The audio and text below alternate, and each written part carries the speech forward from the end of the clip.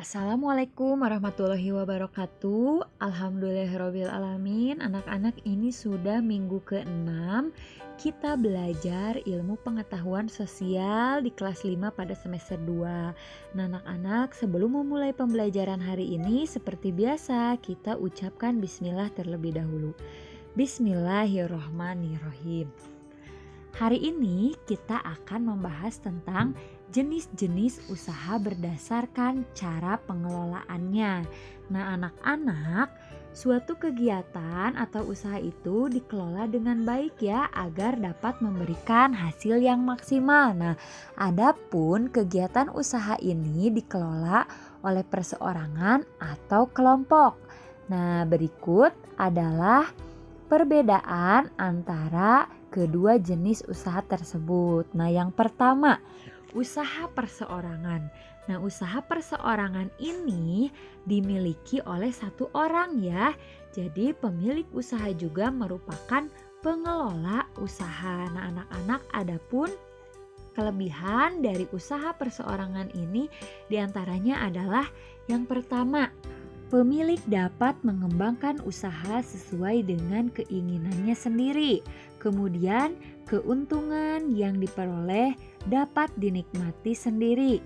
Dan yang ketiga adalah pengambilan keputusan dapat dilakukan dengan cepat. Nah, usaha perseorangan ini biasanya berupa usaha dalam skala kecil ya anak-anak.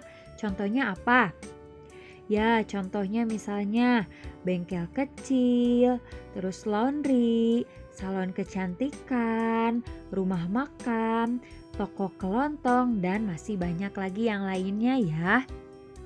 Selanjutnya yang kedua adalah usaha kelompok. Nah, usaha kelompok ini berbeda dengan usaha perseorangan ya tentunya, bahwa kalau usaha kelompok ini merupakan usaha yang dikelola dan dimiliki oleh lebih dari satu orang. Nah, anak-anak, adapun kelebihan dari usaha kelompok ini diantaranya adalah modal lebih banyak karena berasal dari beberapa orang.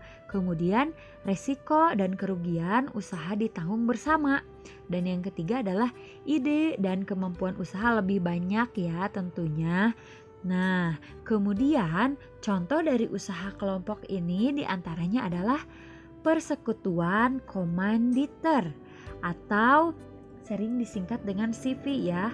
Nah, CV ini didirikan oleh beberapa orang. Nah, anggota CV ini ada yang menjadi anggota aktif, yaitu anggota yang menanamkan modal sekaligus menjalankan kegiatan usaha. Nah, ada juga anggota yang pasif.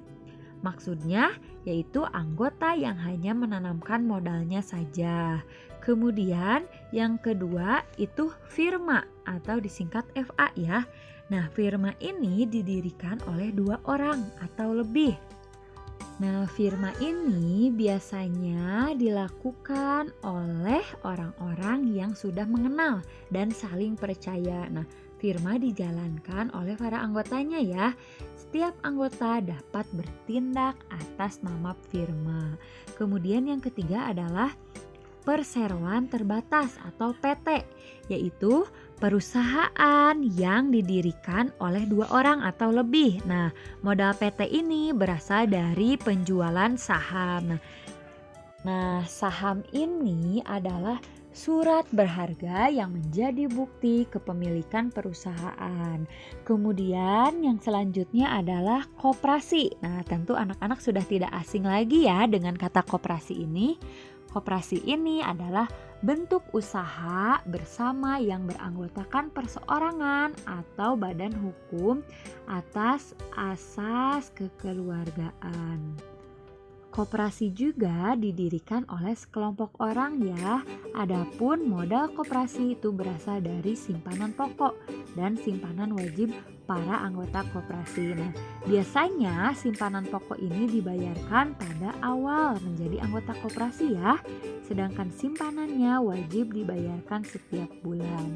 Nah, itulah merupakan contoh-contoh dari usaha kelompok. Untuk kegiatan anak-anak di rumah, silahkan anak-anak cari kekurangan dari usaha perseorangan dan kekurangan dari usaha kelompok ya. Karena tadi Ibu sudah menyebutkan kelebihan dari masing-masing usaha tersebut.